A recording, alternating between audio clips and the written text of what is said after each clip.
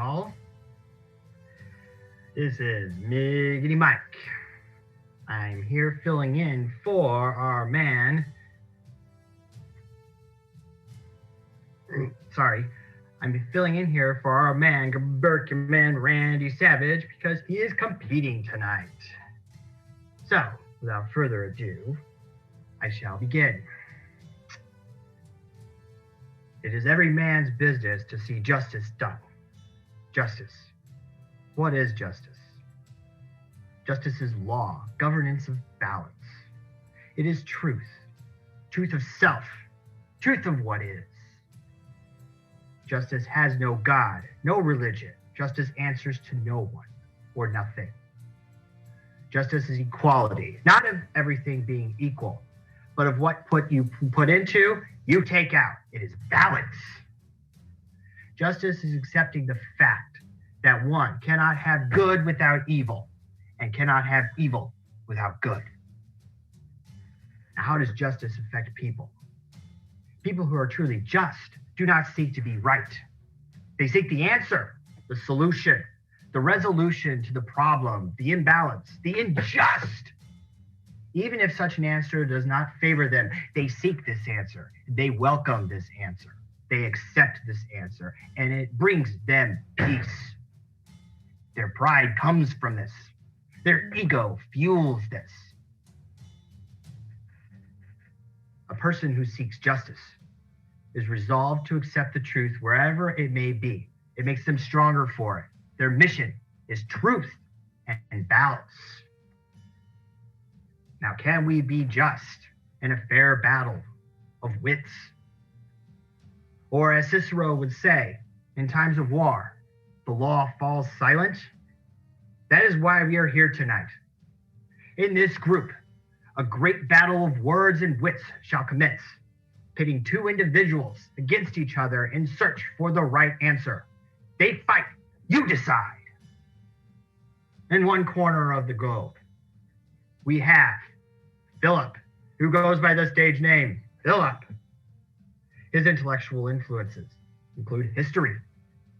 His signature style involves patience, forgiveness, and modesty. His signature moves, personification, reality break, and a great, almighty, gentle mental jab. And his finishing move is the all-so-feared pity. Philip, declare your intention.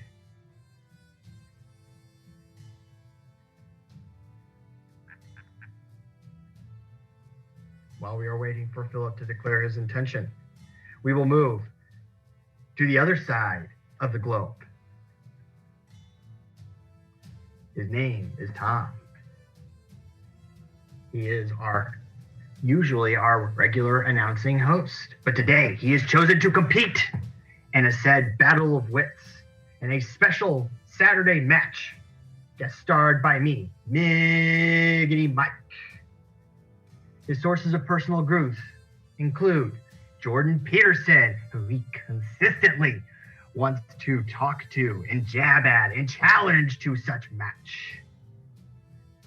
Tao Te Ching, Carl Jung, the Event Horizon, Messenger Group, and Quantum Physics. And of course, Terry Goodkind. He is a creator and master of the mental martial arts style known as cognitive physics. His signature style is knowing thy enemy better than he knows himself. And his signature moves include the pointed question, the Mega Man fighting reserve, and the all-so-mighty feared, more dangerous than the nuclear bomb itself, the power of the dot. His finishing move leaves you questioning. I give you GRRROUGH Randy Savage. GRRROUGH Randy Savage, declare your intention.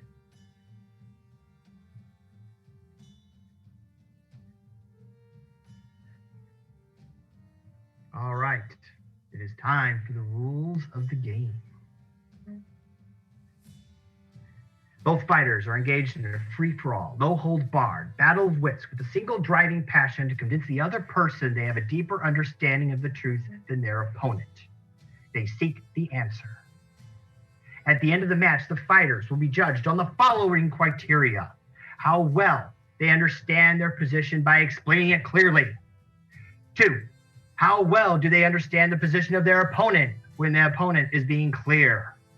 And 3, how much does their own ego stop them from trying to find the better answer?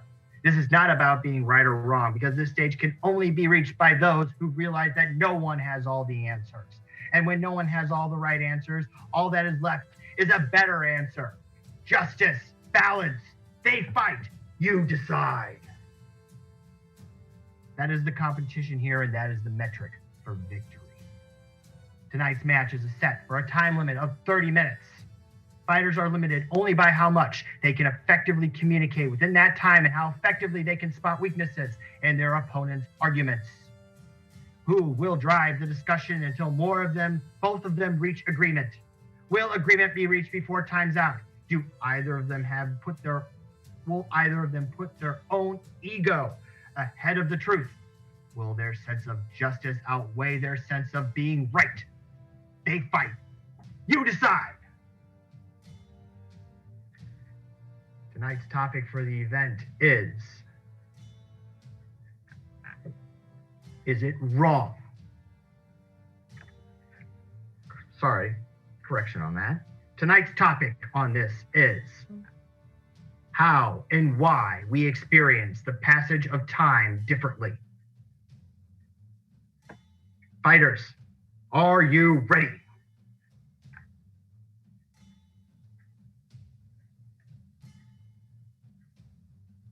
Three, 2, 1, fight! Who will come out first swinging? Who will open the opening salvo against the other? So, who will come out swinging first? Oh, it seems that Hercules is playing around with Philip. I think he's making fun of his signature move. Let's see what this works.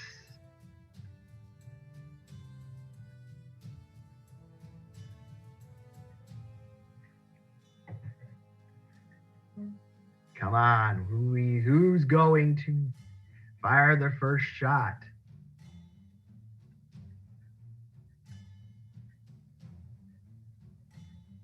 And Tom opens up with how time is experienced and measures, what time measures, how moments relate to past, present, and future. Does the spectrum of the speeds time seem to move at mimic a particle wave equation? What makes time seem to go faster? What makes time seem to go slower? He's throwing out a whole bunch of questions, throwing a whole bunch of balls in the air for Philip to attack. Will he go for it, or will he try his own style?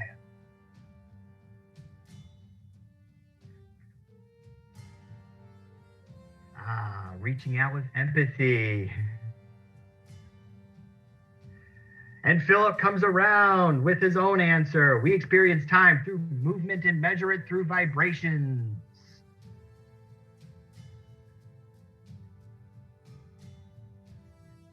It seems like Tom is setting some ground rules. He's trying to put this in a box. Will he keep it in the box, or will he pull it out? Your command, Randy Savage, is known for pulling things out of the box. So we shall see what he does with this. And Philip proceeds with an answer. What time measures movement, our cycle around the sun. And Tom comes around and counters with time is experienced in the mind and measured by its rate of change. But he agrees with Philip in the change in time.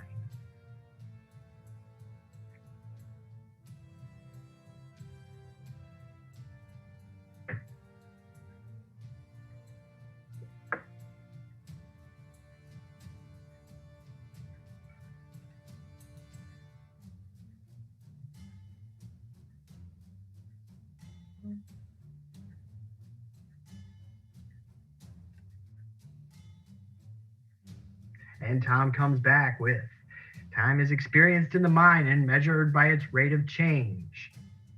He already said that. Movement physically ties to math. Time dilation equates length trav and the perception of time mathematically. He's going for a quantum option. He's trying to make it a mathematical thing. Can Philip keep up with it, or is he out of his depth? Oh, and if Philip is showing a sign of weakness, he has to think about this. Oh, meanwhile, Tom fires up with a meme calculating with a mathematical calculation, distance, speed, time, showing the relation between the three and the correlation between and the relationships between the three. Oh my God, he's throwing a big mathematical conundrum at Philip. What does he do?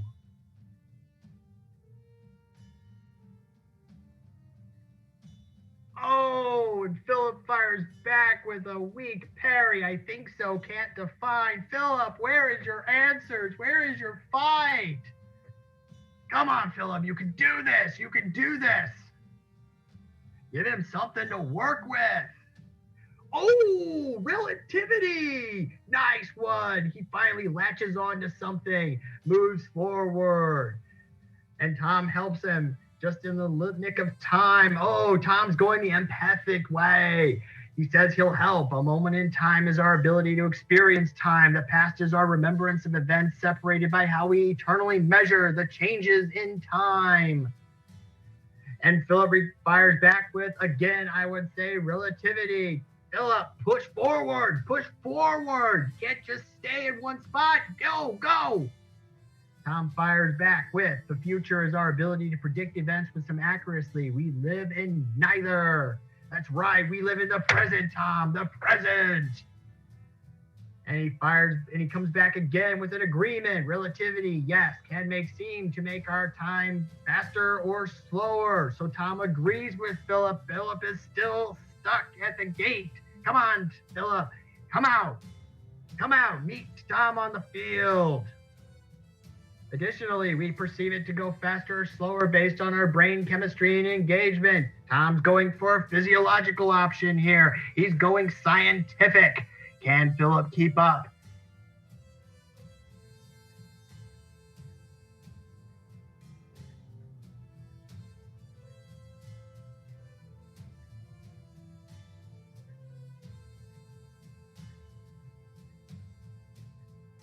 And Philip comes back with another agreement.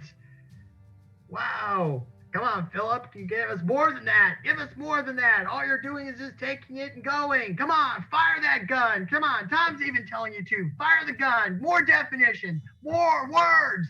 Come on, Philip. Come on out swinging.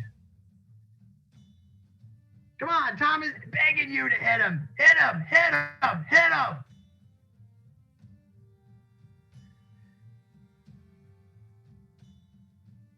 Come on, Philip. Don't just sit there and just take it.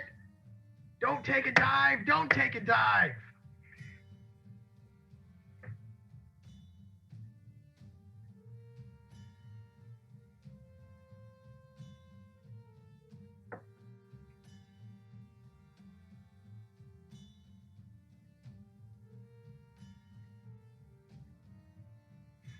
Oh, Philip's just spinning his wheels. Come on, Philip. What do you got? Give me something. Give us something. All we have is relativity and agreement. Come on, give us something. Tom's spinning around you right now. He's running rings around you. Come on. Come on. Put him up.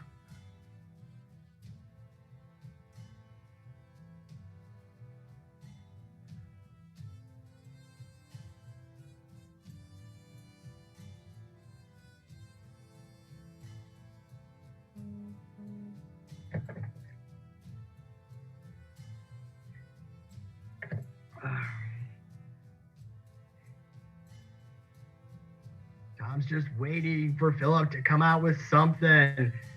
Oh, and Tom hits again. So if we can experience time differently ourselves, it stands to reason others experience time differently than us, making multiple interpretations simultaneously valid, thus creating a spectrum. thus being able to be explained discretely in a single moment, or as a function which describes all possible moments.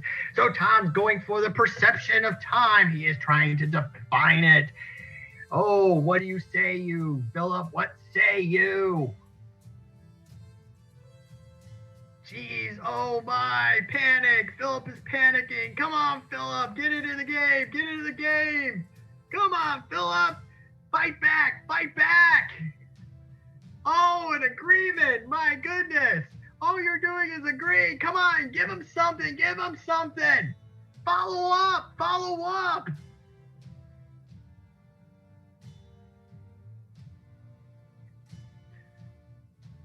You're just taking the blows. Come on. How do we explain the variety and change? Oh, he's going after the discrepancies in perception. That's a nice blow. It's a little late, but still welcome. We know there's a constant of time. Oh, he's saying there's still a constant despite the variations in perception. How is Tom going to approach this? Tom is surprised. He's excited. Come on, Tom, what say you to this? Let's get in there. Get in there.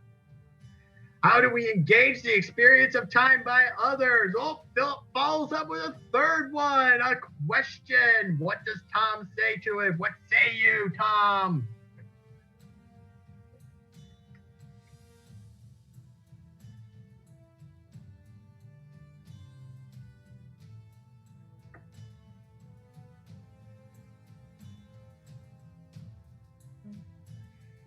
Oh, and Philip throws a stumble just before Tom reacts. He can't see any objective way to piece these differences together, but it could be a trap. What will Tom say to this? So far, Tom's reaction, we explain it by our own experiences. We can make it slower or faster naturally and with drugs. Tom's going for a mental and physiological alteration of perception of time. Philip counters with, agreed, but what is the effect that is actually happening? What is it in our brain that is causing the change, the dilation? Tom follows back with, objectively, there's a vibration that atoms share, but the best we can do is measure that with our movement through space. Tom's going for a quantum answer yet again. He falls back quite a bit into the quantum zone. Does he feel safe in that zone? We'll find out. Philip comes back with, because if we can pinpoint that, we have something to work with. He's going after that constant once again. Tom counters. Different parts of the universe physically experience different rates of time. So in our consciousness, it stands to reason a similarly behaving thing goes on through a different method. Tom's focusing back on the perception and the alteration of perception. He's staying on his course with a meme that explains it.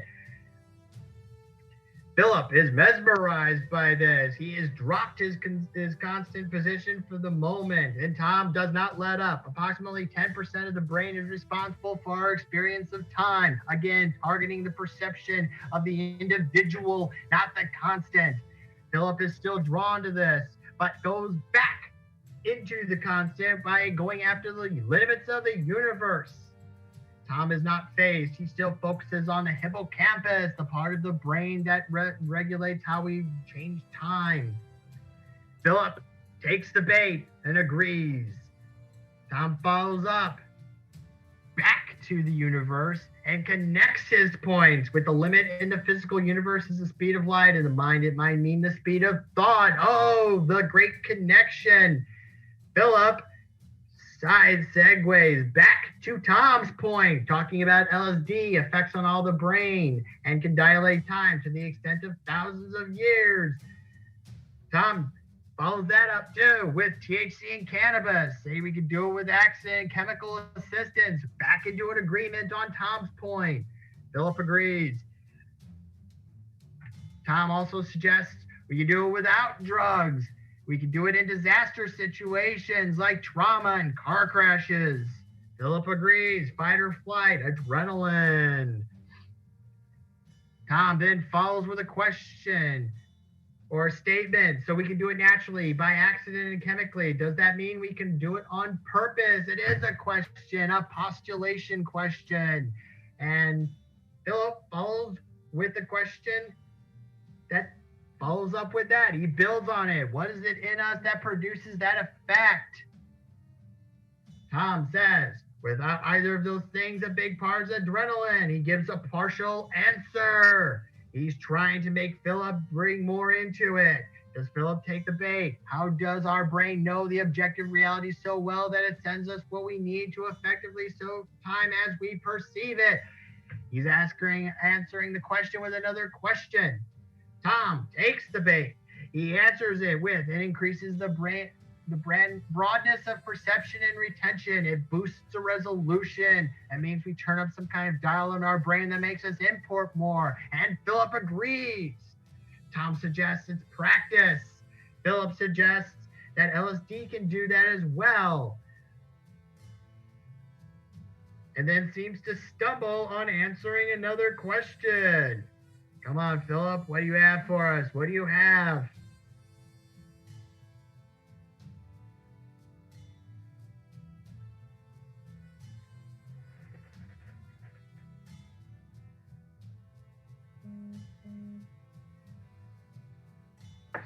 And Philip comes out with, yes, practice, but how do you know you are effectively training the right area? Do you feel the time slowing? Good questions. Tom responds, if I had to guess, the reason why he experienced different passages of time means we have a different spectrum of bandwidth we operate at. Philip follows up with a question, frequency. What do you have, Tom?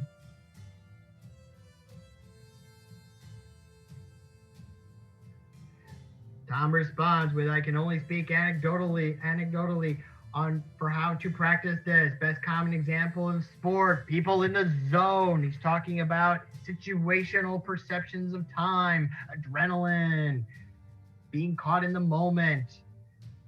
Philip agrees, and Tom follows up more, asking for more about frequency. He claims it's a blind spot in his knowledge. He's asking for input. He wants to be hit. Philip responds, the zone is effectively that area. He's getting ready to talk about frequency. Tom responds with another meme showing a whole bunch of figures relative to the speed of time traveling and the time equivalent on Earth. And the Lorentz factor. He's going back to quantum physics here.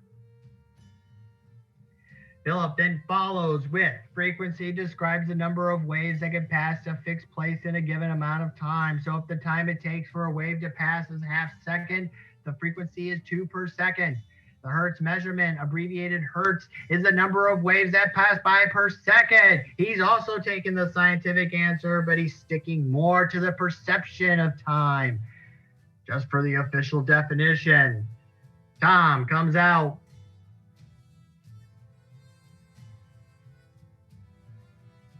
with the declaration of victory, but only by comparison to other matches regarding how much the discussion has advanced so far, and this discussion has definitely advanced. Philip counters with, it measures the wavelength, and Tom responds with, so our thoughts behaves like waves. Philip says yes, in his experience, and admits that it is only his experience. Tom follows up with possible particles to them. Do our thoughts fall back into a particle wave behavior? Philip responds with a claim. He gets waves of thoughts and everything has a frequency. Those are bold claims. Can you follow them up, Philip? Tom then goes into the double slit experiment, discrete solutions, wave function and map it all. Second path to the same destination. A good sign. Where's Tom following up with this? Philip responds with the quartz that vibrates, has its own frequency. Tom agrees. Everything vibrates on a quantum level. Back to quantum physics. And Philip draws a conclusion from that. So if we can adjust our own frequency to, say, a quantum level,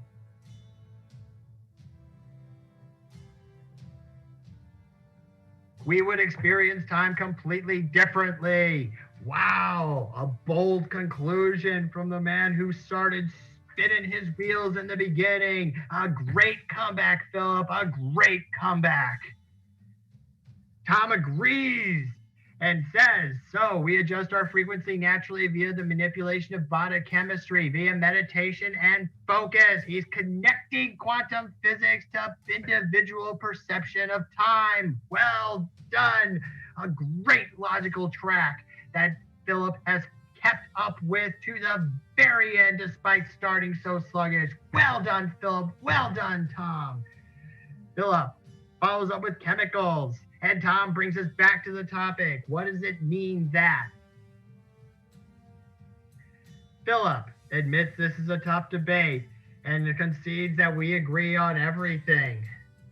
Tom says it's different in people. We just have to go farther. Yes, let's expand this. Let's expand this answer. Can we build on this answer, you two? Can we make this a better truth, a bigger truth? Tom follows up with another meme with his wife. He loves the memes with his wife. And it says, if you can't win, you can help. Philip says, okay, tell me, why do you think it is different in people? Tom explains, so two people, one who experiences time slowly and one who experiences time quickly. The conditions. Tom further explains, the young people experience time more slowly. The old, on average, experience it more quickly.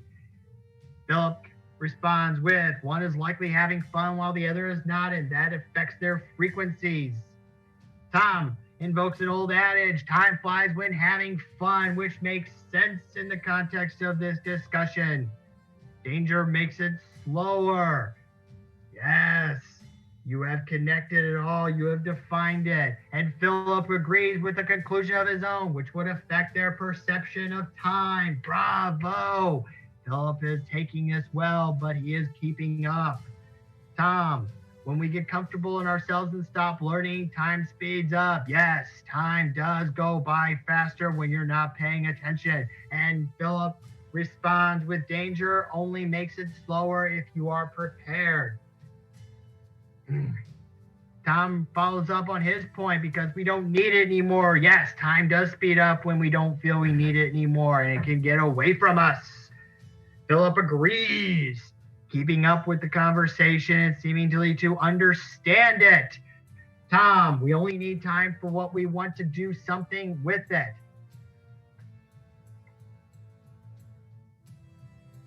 Philip keeps up and says, so the more time we need. Tom follows it with free will. Tom thinks our perception of time can be directly tied to free will. Where will he go with this?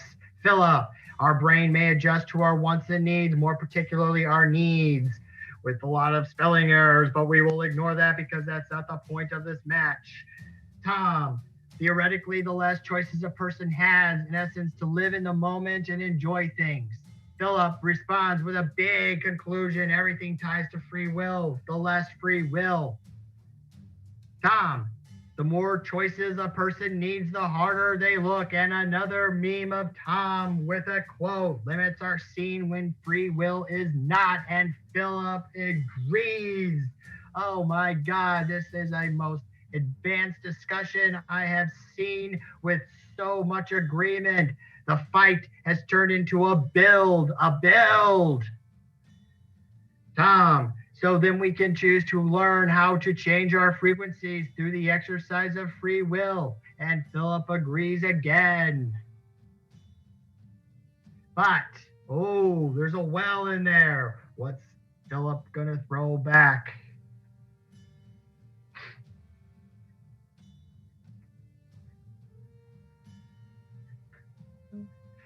The more free will, the more time to practice frequency changes. Where is he going with that? We will find out. Tom, okay, so drugs and daredeviling are ways to explore this. Both can be quite dangerous to experiment with. Tom is giving examples. Philip, I believe it's tied to emotion or mood. He's putting the emotional connection into it. Tom agrees. That makes sense. Yes, the chemical system. Maybe it has to be chemicals, because the result of chemical responses in our mind. You can finish this, Tom. What do you have? Philip agrees so far, but there could be build on this. But we can induce those chemicals naturally. Philip, come on. Philip, build it up. Tom, so the key isn't to ignore that, but to learn conscious control of the chemicals that change it. And Tom agrees with Philip, or through outside. Who says through the outside? External stimuli can change chemicals is his claim. Can he build on that? Tom, so targeted stress or meditation. What about brainwave states? Philip, I found that LSD has lasting effects with the proper method. Tom, the third state is responsible for getting in the zone. They're talking about how to modify brain chemistry to change the perception of time. They're discussing two different methods at the same time. What an exchange. I can just see the ideas falling on top of each other. Philip, I believe we can tune a person's frequency and then asks what state. He does not know what the third state is. Tom, regarding ISD or where to get where or go there, to take back the ability to change it at will. Brain states, alpha wake, delta, sleep. He's talking about different brain states that affect frequencies and chemicals, trying to change the perception of time. Data is like perhaps enhanced perception. Philip acknowledges this new information. He is learning well, and he is learning and he's drawing conclusions from this education. It is definitely a strategy. Tom, anecdotally, sports people say, slows things down, 5 minutes to 40 seconds. With Philip says interesting and takes a neutral stance to that information, and Tom responds with another Tom Cumbercuman, Randy Savage quote, I don't have to act crazy, I am crazy. Yes, you are, Tom. Yes, you are. Philip laughs, and Tom takes us back to the discussion. So the population at large, Philip, to experience time on a similar spectrum. Tom then follows up with the question, does that mean only some of us have enough time to make the changes we think are good ideas? Philip responds, I think we all do. It just means we have to fight. Fight what, Philip? Follow up on that. Tom agrees there's a range people can share with enough accuracy to reproduce results, the common perception of time. I call it the clock, but it could be anything. But there are always outliers, Tom says. Yes, there's always people that don't fit into the clock perception of time. Spectrum confirmed, he says. Yes, there is a spectrum, and then there are people outside that spectrum. There is a great national average, but where is that average, and how can you get out of that, Tom? How can you get out of that, Philip? Philip agrees, but provides no more information. Tom, people who constantly run late have time moving faster for them than those who do not. Philip says, yeah, you got that right, man. Ha ha. What a fight. What a discussion. Not much of a fight, but quite a discussion. So much exchange of ideas here.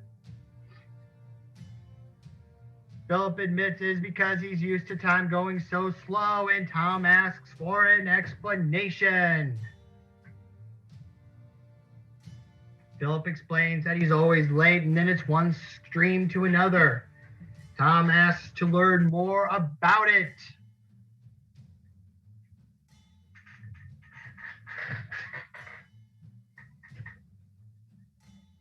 Philip explains the slow as hell time to speed of light time. Come on, Philip, get us some more explanation. Tom's trying to give you more talk time. We're almost out of time.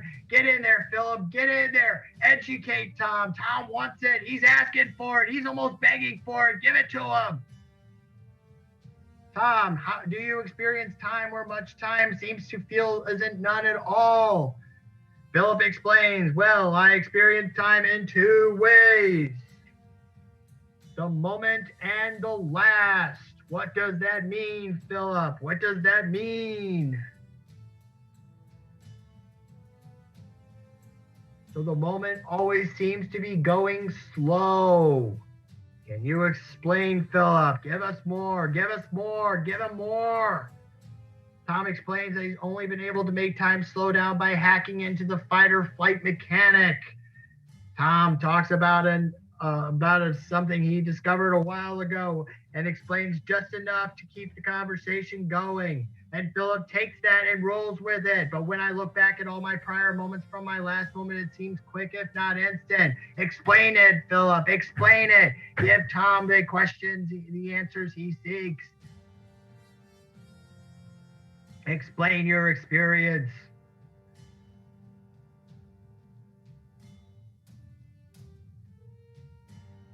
Also, Phil's got more, but Tom strikes first. So when one is communicating with another person they wish to be effective, one should root themselves first in that person's perception of time. Yes, Tom, a valid point. Philip, the faster you think.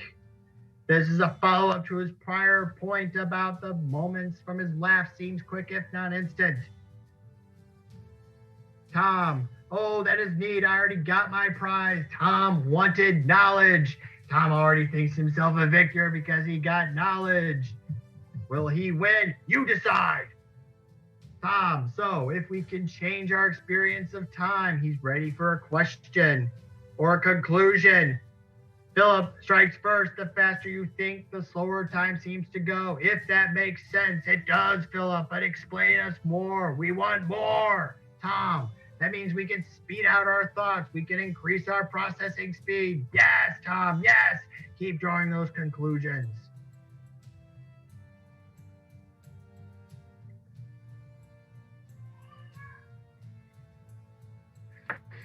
Tom says that's neat. We can choose to think faster if we make the right choices. Yes, and Philip agrees. Come on, Philip, give us some more. This is great. Great conclusions. Great discussion. More. 25 seconds left. Come on. Oh, and Tom steps aside to give Philip the chance to make up some ground. Come on, Philip. Can you do it? Give us the answers. Give us the information. Philip, look, my opinion is...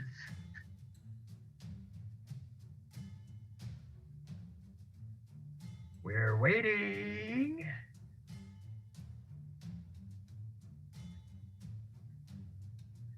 Come on, Philip. This is your shot. This is your chance.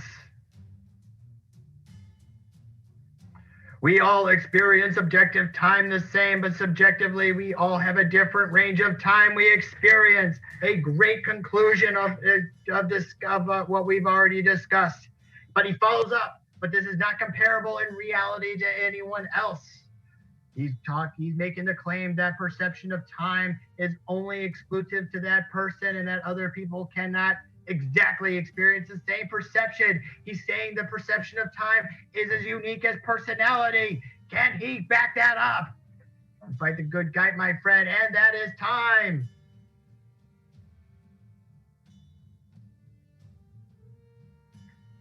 The time is up. My goodness. I have stood several matches of my own, and I've seen several matches otherwise. And that was the most advanced discussion I have ever seen. It wasn't much of a fight. It was a discussion. This is definitely one that will require a hard judgment against the conditions of victory. And I have to make this decision. But I have to say that as far as I am concerned, you are both winners. The answers yielded from this discussion were immense. And I considered the cumulative collection of knowledge a victory for you both. And you fought well, Philip. You fought well, Tom. Well done. And now I must choose the conditions of victory. How well they understand their own position by explaining it clearly. Tom, I give you this one. For when the first 10 minutes of this match, it seemed like Philip was trying to find his footing. And while he did make many improvements and enhancements to his game, it kind of felt like he was just not quite there in that aspect. Tom gets the point. How well do they understand the position of their opponent when their opponent is being clear? There was an awful lot of agreement. I must give this to both. Half point for each, for a well-advanced discussion that kept progressing because of the other person's understanding of what they were saying. This made the conversation, the discussion, the match so productive. Well done. How much does their own ego stop them from trying to find the better answer? This one I also have to give to both, for I saw no ego interfering. This was a coordinated group effort that came to a conclusion that both people should be able to claim victory on. So for this measure of victory, I give a half a point to both. And the winner is, by a mere half point, the closest contest I think we have had in the history of professional mental street fighting championships. Tom, by 1/2 a point. Goodbye.